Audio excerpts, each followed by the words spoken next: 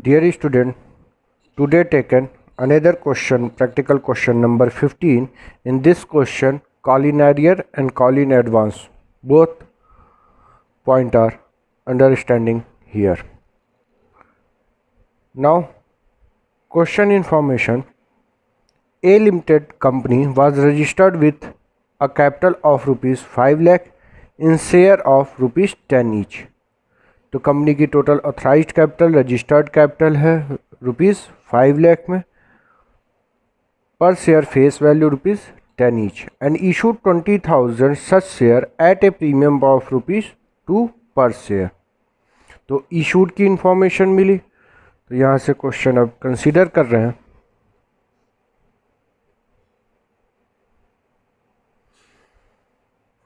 Question number 15,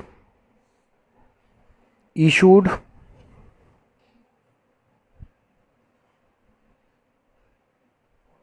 $20,000 share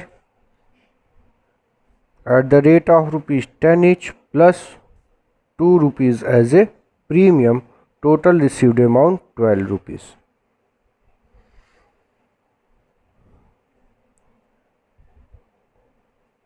Rupees 2 per share payable as, तो ये premium है 2, payable as 3 per share on application. Now application rupees 3, next allotment rupees 4 including premium, 2 + 2 as a capital part, 2 as a premium, next and 2 per share first call was made 3 months later. First call rupees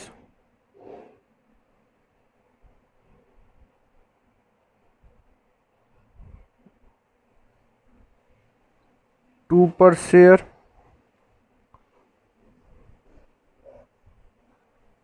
on first call was made 3 months later.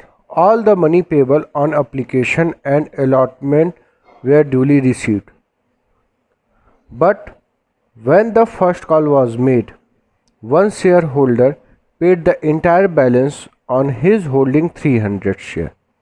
तो यहाँ पे बता रहा है एक share holder है जिसके पास 300 share है, उसने अलॉटमेंट के साथ ही सारा अमाउंट पे कर दिया।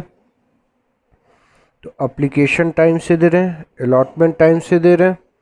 फिर से क्वेश्चन है, all the money payable on application and allotment were duly received, but when the first call was made, one shareholder paid the entire balance on his holding 300 share. यानी कि फर्स्ट कॉल भी time से दिया, first call के साथ entire balance amount. तो balancing amount कितना है? टोटल 12 रुपीज़ रिसीव करना है पर शेयर से। Amount 3 on application, 4 all allotments, 7 rupees and 2 rupees first call. Total amount called up value rupees 9 rupees.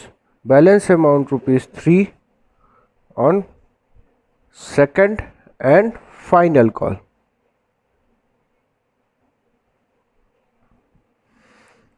तो 300 शेयर होल्डर ने क्या किया कि फर्स्ट कॉल के साथ सेकंड एंड फाइनल कॉल यानी कि रुपीज़ 3 का भी पेमेंट कर दिया। Next, and another share holding 1000 share fail to pay the first call money. Another share holder holding 1000 share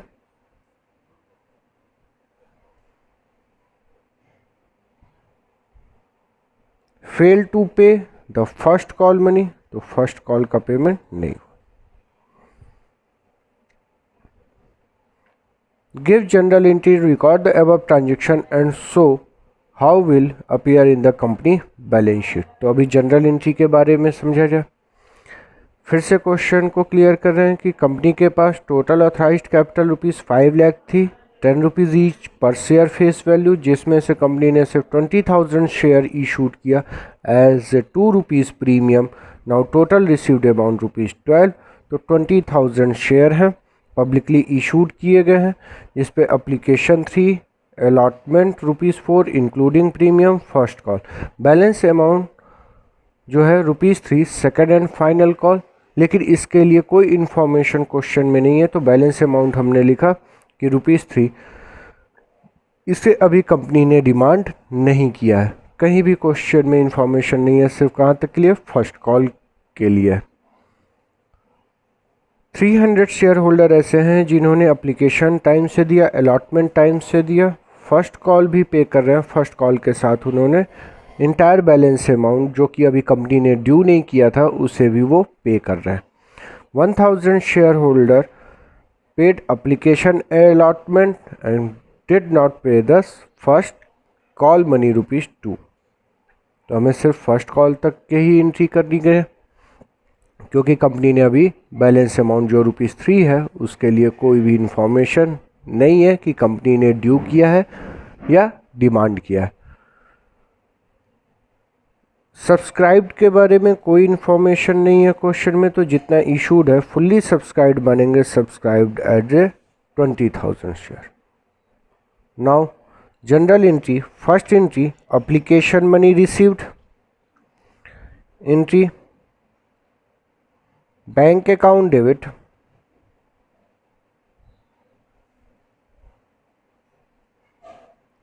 to share application 20,000 share ₹3, 60,000 application money received, जितने शेयर publicly issued किए गए थे all share were subscribed. Next application money transfer to share capital, share application account debit to share capital, amount ₹60,000 and 60,000. Next, allotment money due, share allotment account debit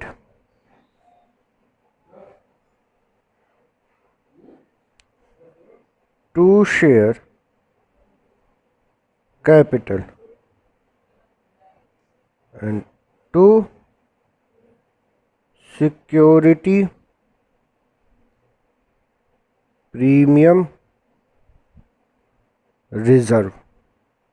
Share allotment 20,000 share ₹4, 80,000, capital part ₹40,000, 20,000 shares ₹2 and 20,000 share ₹2 as a premium 40,000.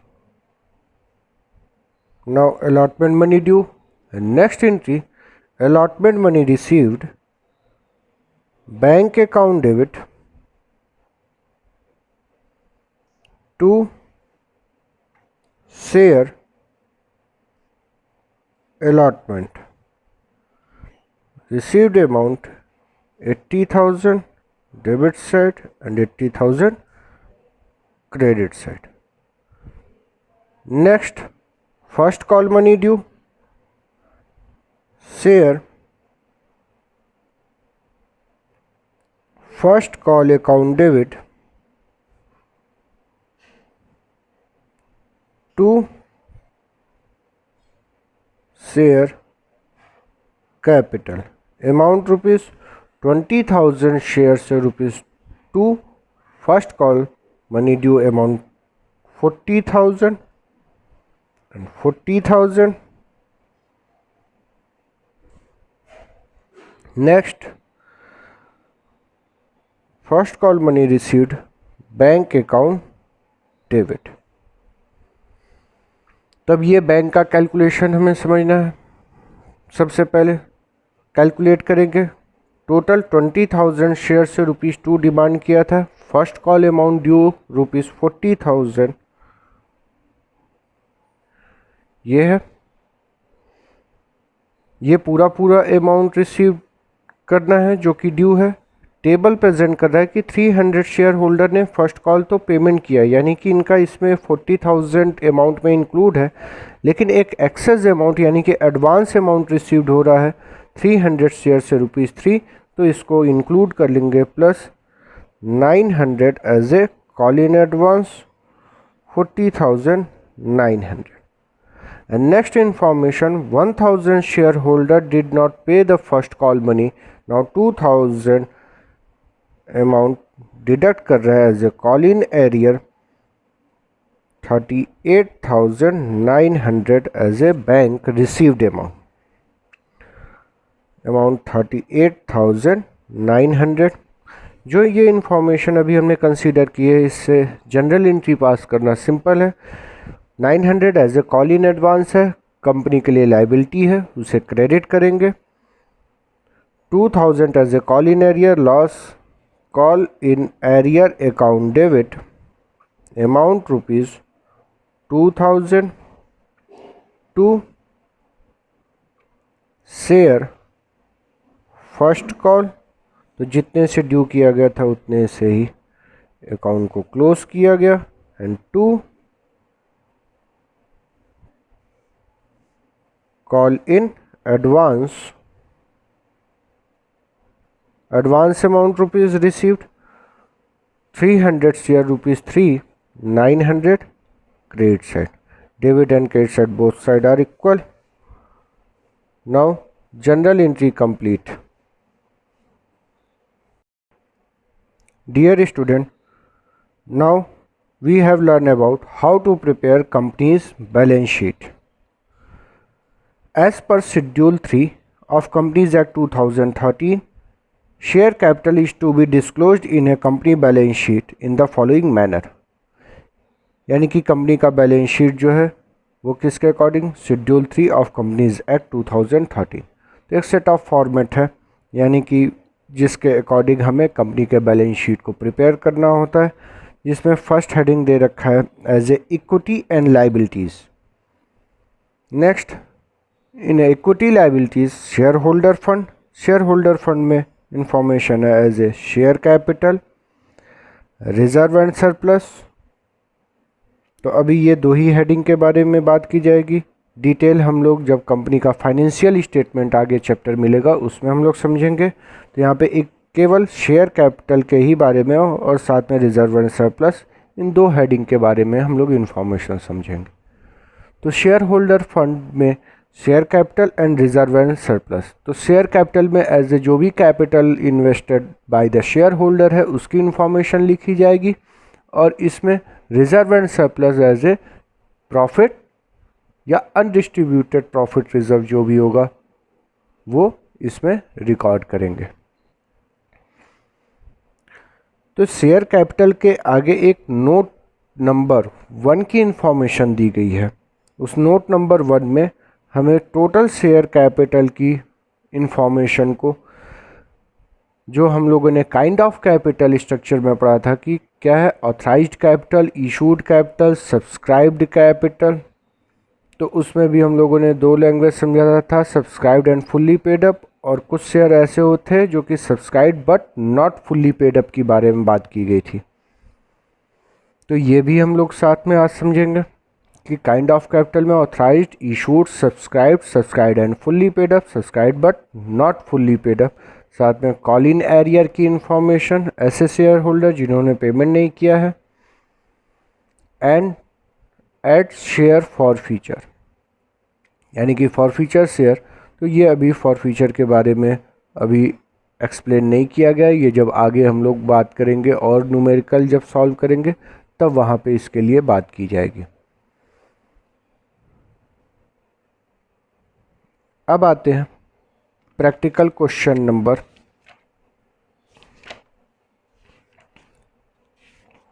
1.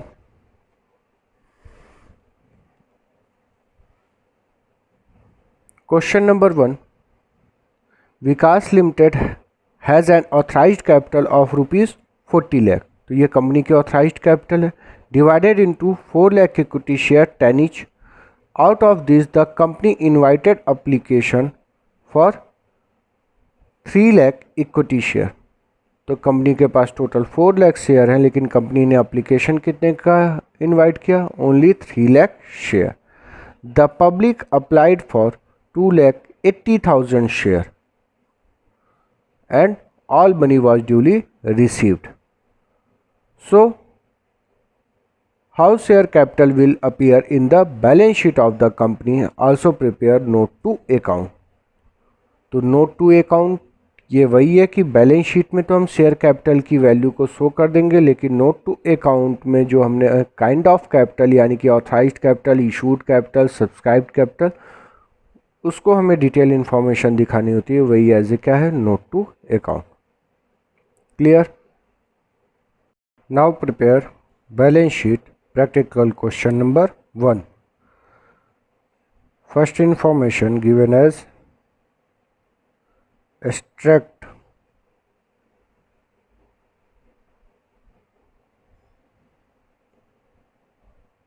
of balance sheet of Vikas Limited as at date not given. Next, prepare column particulars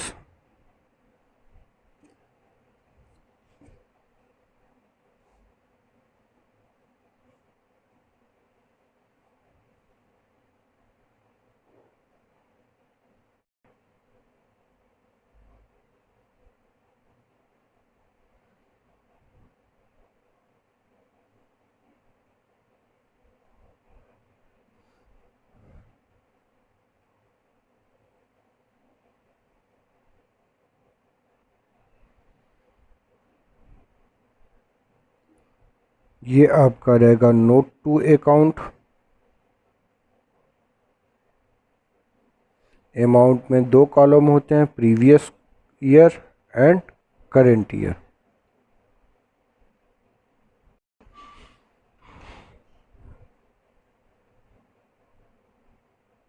current year and previous year. तो यहाँ balance sheet में हम current year के ही column को prefer करेंगे, previous year की कोई भी इंफॉर्मेशन हमारे पास नहीं होगी। Next, first as equity and liabilities.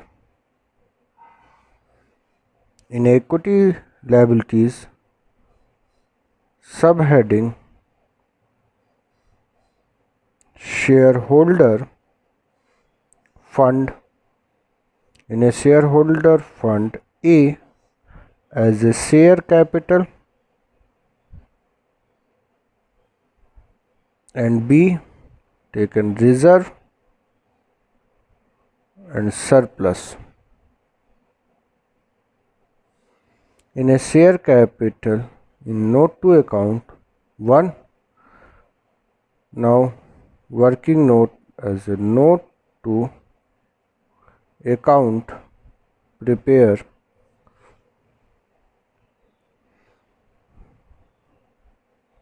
first as a share capital,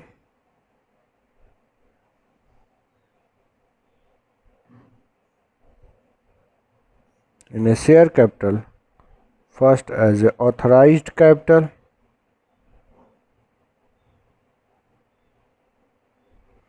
now in a question, Vikas Limited has an authorized capital of rupees 40 lakh divided into 4 lakh equity share 10 each. Now authorized capital 4 lakh, equity share at the rate of rupees 10 each. Amount outer column as a 40 lakh. This value not included in share capital. Now draw a double line. Next, issued capital information. Out of this, the company invited application 3 lakh equity share. Now issued capital publicly issued as a 3 lakh equity share at the rate of rupees 10 each. In outer column 30 lakh rupees. This is not capital part. Next, subscribed capital.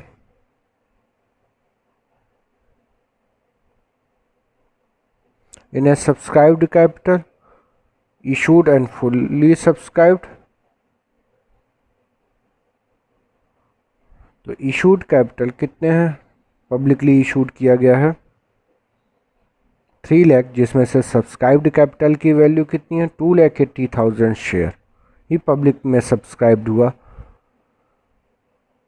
And all money was duly received. और सारा amount सबसे received हुआ है, तो subscribed capital में एक और heading consider की जाएगी, subscribed and fully paid up.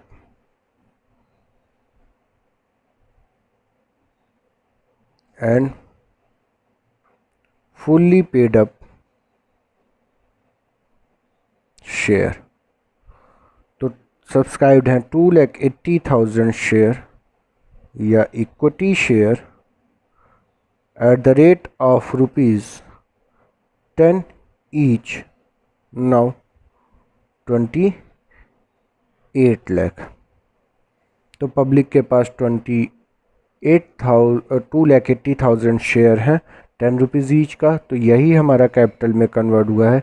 ये जो 28 लाख रुपीज़ है, इसको हम वर्किंग नोट में in amount column current year 28 lakh present किया गया.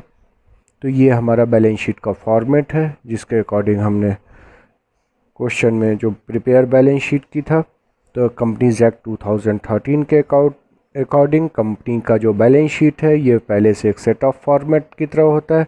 तो equity and liability, share holder fund में शेयर कैपिटल, आगे वर्किंग नोट दे करके क्लियर किया गया कि शेयर कैपिटल में, और जो हम लोग स्टार्टिंग में पढ़े थे काइंड ऑफ कैपिटल, उस इंफॉर्मेशन को कंसीडर किया गया authorised capital, issued capital, subscribed capital. Subscribed and fully paid share. क्योंकि जितने शेयर पब्लिक के पास हैं, उसमें से सारा अमाउंट पब्लिक से रिसीव्ड हो गया, subscribed and fully paid up.